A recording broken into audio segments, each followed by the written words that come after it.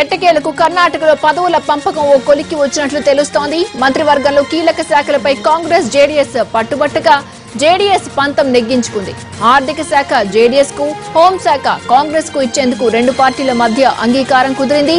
CM Kumaraswamy ఆర్థిక శాఖను తన దగ్గరే ఉంచుకుంటుండగా కాంగ్రెస్ నేతలు డీకే శివకుమార్, రామలింగారెడ్డి హోంశాఖ రేసులో ఉన్నారు.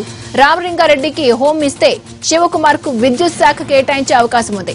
మొత్తంగా కాంగ్రెస్ అధిష్టానంతో ఎమ్మెల్యేలతో కుమారస్వామి జరిపిన చర్చలు సఫలం కావడంతో ఇవాళ సాయంత్రం కేబినెట్ ను ప్రకటించే అవకాశం ఉంది.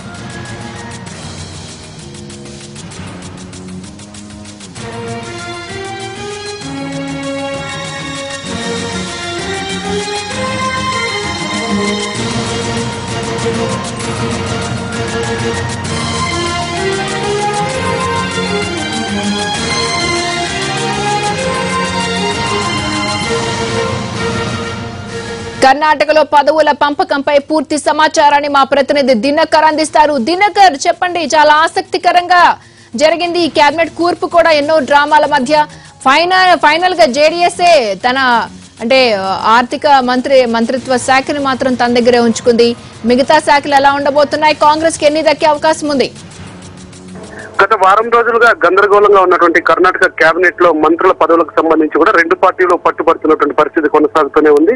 దీనికి సంబంధించి 4 రోజుల కిందట కూడా ఢిల్లీకి వెళ్ళినటువంటి కుమారస్వామి గులాం నబీ కలిసిన తర్వాత బెంగళూరుకు వచ్చేశారు. అయితే ఇండియాలో రాహుల్ గాంధీ, ఆ తర్వాత సోనియా గాంధీ లేకపోవడంతో దీనికి సంబంధించి ఈ సమస్యకు సొల్యూషన్ ఇవ్వాలని చెప్పి గులాం నబీ ఆజాద్కి ఇవ్వడంతో ఆయన సామరస్యంగా పరిష్కరించినట్టుగా మనకు అందినటువంటి సమాచారం. అందులో భాగంగానే మనం చూస్తున్నాం, కుమారస్వామి రాహుల్ గాంధీ సోనియా గాంధీని కలిసి వచ్చిన తర్వాత ఏర్పడినటువంటి సందిగ్ధంకి పూర్తి స్థాయిలో ఒక కొలిక్ వచ్చినటువంటిగా మనకు అనిపిస్తుంది. అందినటువంటి సమాచారం ప్రకారం అయితే జేడీఎస్ లో కుమారస్వామితో సహా 12 మందికి, కాంగ్రెస్ లో డిప్యూటీ సీఎం పరమేశ్వర్ తో సహా 20 మందికి కూడా మొత్తం 32 మందికి సంబంధించి కేబినెట్ ఏర్పాటు కాబోతుంది, సీఎం డిప్యూటీ సీఎంలతో సహా కలిపి.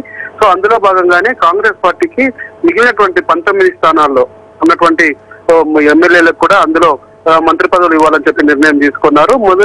కాంగ్రెస్ పార్టీ నుంచి కూడా ఎక్కువగా ఆశిస్తున్నటువంటి పోర్ట్ఫోలియో మాత్రం హోమ్ డిపార్ట్మెంట్, ఆ తర్వాత నెక్స్ట్ విద్యుత్ శాఖ మంత్రి, ఫైనాన్స్, ఈ 3 తమకే కావాలని కాంగ్రెస్ నేతలు గత వారం రోజుల నుంచి డిమాండ్ చేస్తున్నారు. అయితే మరొక వైపు జేడీఎస్ కూడా, కుమారస్వామి కూడా పట్టు విడవలేదు.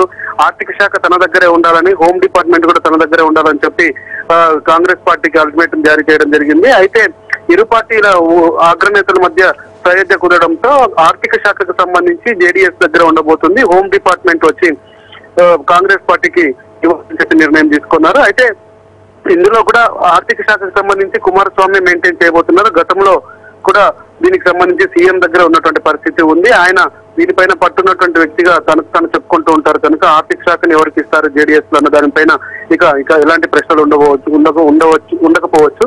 అయితే రేవన్న ఎవరైతే కుమారస్వామి ఉన్నారో వాళ్ళ బ్రదర్ రేవన్నకు మాత్రం పీడబ్ల్యూడీ శాఖ ఇస్తారని మనకు అందుతున్నటువంటి సమాచారం.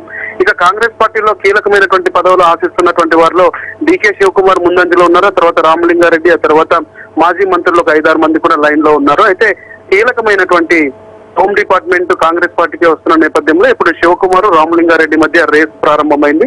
అయితే డీకే శివకుమార్ కాంగ్రెస్ జేడీఎస్ లో కూటమి ఏర్పాటు చేయడంలో కీలకంగా వ్యవహరించిన వ్యక్తి కనుక ఆయనకి ఇష్టమైతే విద్యుత్ శాఖ ఇస్తారు, లేదంటే హోం శాఖ ఇచ్చే అవకాశం ఉంది. దీనికి సంబంధించి సాయంత్రం మాత్రం ఒక క్లారిటీ వచ్చే అవకాశం ఉంది. సాయంత్రం పోర్ట్ఫోలియోలతో పాటు ఏ ఎమ్మెల్యేలకు ఏ పదవి దక్కనున్నదన్న దానికి సంబంధించి, ఎవరు మంత్రిగా ప్రమాణ స్వీకారం చేయబోతున్నారు అన్న దానికి సంబంధించి సాయంత్రం ఒక ప్రకటన రెండు పార్టీల నుంచి వచ్చే అవకాశం ఉంది. క్రాంతి. ఓకే దినకర్.